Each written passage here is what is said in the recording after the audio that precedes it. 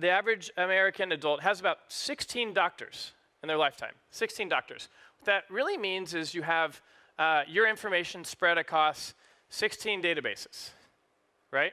You have 16 different electronic healthcare records. Who cares if they're electronic if you don't have access to them? If they're spread out across all these places, you're duplicating medical tests, et cetera. You're not exchanging the information you have. You don't have control over your information. So one new project that we just created over at the MIT Media Lab, where I work, is a project called MedRec. It was started by a few students, Ariel Asif, Tiago, and Professor Andy Lippman. And what they did is they used an Ethereum blockchain to start to connect the databases. And what that did is it puts the control of access to your information in the hands of you.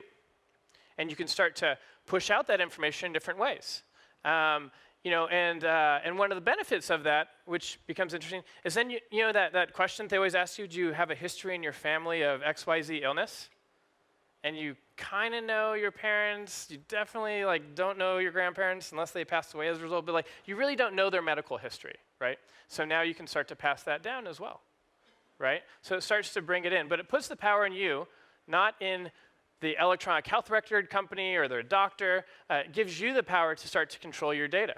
Countries or institutions that have very low trust, there are huge opportunities for people. We kind of have, good rule of law here, but institutions that in theory we can trust, but when you don't have that, computer code, decentralized organizations, trusting encryption and mining and all of the things that are making up the ability to trust cryptocurrencies becomes incredibly important when you have low faith in institutions, whether they be government or corporations.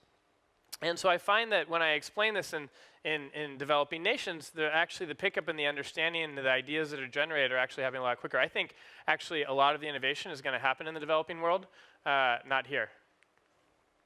So if you have a company that is spread throughout the world, and I've talked to a few CEOs about this, they're actually looking at putting their research labs in developing nations because they can see the problems a lot quicker. And then they've seen this previously, and then they take those innovations and bring them to Europe, for example.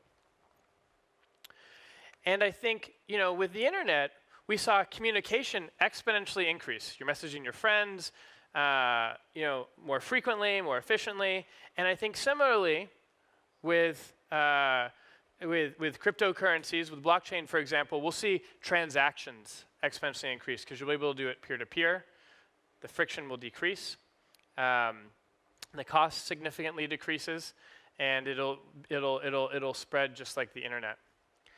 And I think ultimately, in the future, that survey may change.